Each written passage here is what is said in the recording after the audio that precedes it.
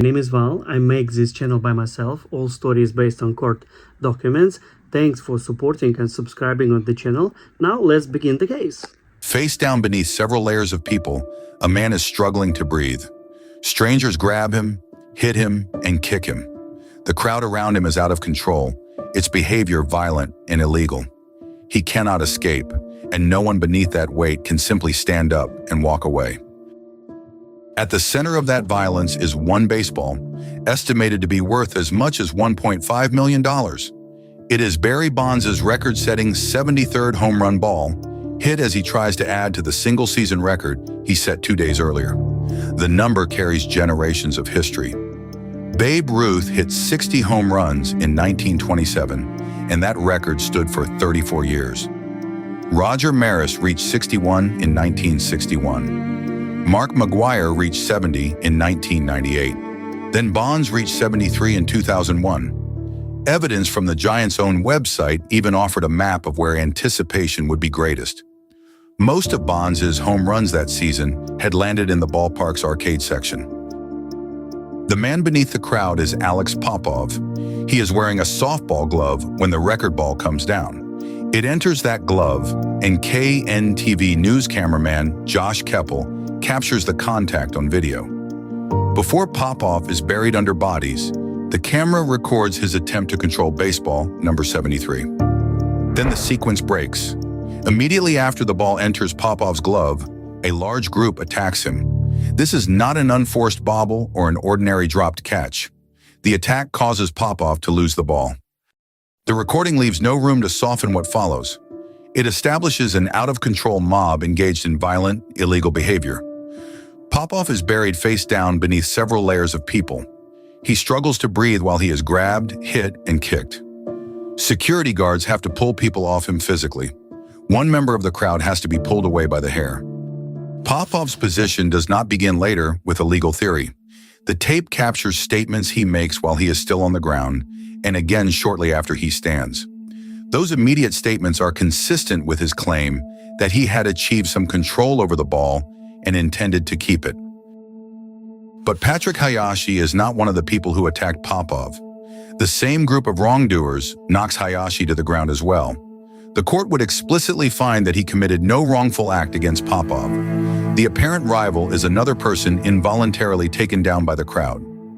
While Hayashi is on the ground, the loose baseball rolls toward him. He picks it up.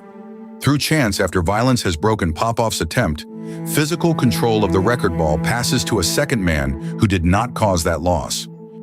Hayashi is concerned that someone will take the ball from him. He keeps it hidden and asks the cameraman to film him. Even then, he does not hold it up until someone in the crowd insists that the camera be pointed at him. At trial, the court rejects his contrary account of that moment as unconvincing. Hayashi had been unwilling to reveal the ball until he was on videotape. MLB and Giants security authenticate the baseball in Hayashi's hands as the true number 73. Hayashi refuses to return it to Popov. Popov responds by suing him for conversion. The genuine record ball, with an estimated value as high as $1.5 million, is now the object of a direct legal fight in which either claimant could lose the entire prize.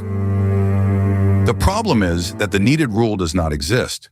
The California Superior Court faces a fact pattern not governed by any established legal standard for possession. One line of equitable doctrine available to the court has roots in ancient Roman law, yet centuries of legal tradition still offer no ready answer for a catch interrupted by violence. 4 law professors meet at a law school forum to help define possession for this case. They cannot agree on a single definition. The ordinary baseline is much simpler. Before the ball is hit, it belongs to MLB. Once hit, it is treated as intentionally abandoned property. Whoever first takes possession ordinarily becomes its owner. If Popov had dropped the ball without being attacked, whoever successfully grasped it first would acquire it.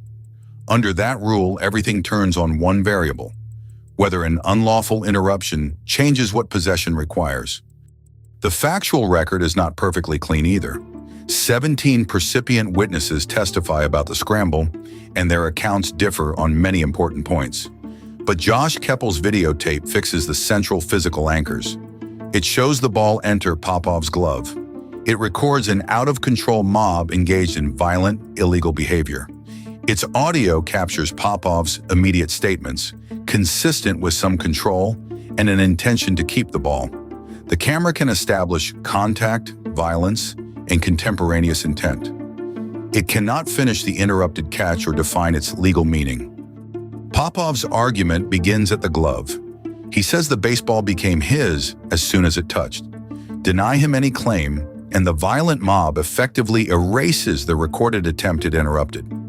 Hayashi's argument begins with completed possession. He picked up the loose ball, committed no wrongful act, and would ordinarily prevail if Popov had simply failed to keep it. Deny Hayashi and a second victim bears the entire loss caused by strangers. One man has an interrupted attempt visible on video. The other has an innocent, completed pickup. Sympathy cannot separate them because the same mob harmed them both. You are the judge. Does an interrupted catch create the stronger claim, or does an innocent, completed pickup? Give me your ruling in the comments. Here's what the court actually found. The ball entered Popov's glove, but under Gray's rule, contact alone was not possession. A person possesses a hit baseball only after gaining complete control, once the momentum of the catch attempt and any incidental contact with people or objects have ceased.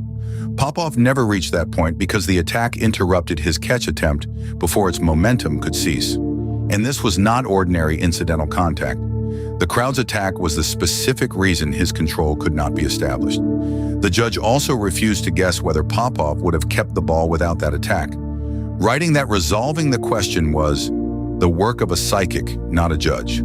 Instead, the unlawful interruption gave Popov a pre-possessory interest, a qualified right short of full possession. Hayashi remained innocent. He had committed no wrongful act and had himself been knocked down by the same crowd.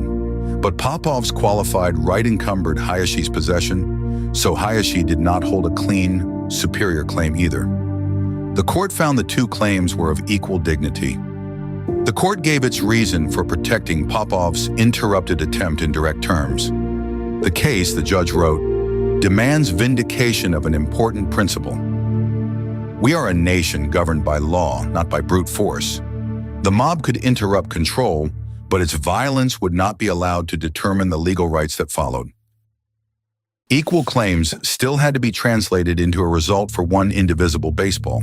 The court ordered baseball number 73 sold, and the proceeds divided equally between Popov and Hayashi. Neither man would keep the record ball.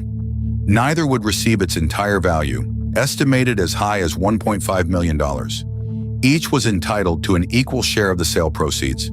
Should baseball number 73 have been divided between the interrupted catcher and the innocent retriever, or awarded entirely to one of them? Interrupted control. Innocent later possession. The next ownership fight begins at that fault line. Subscribe.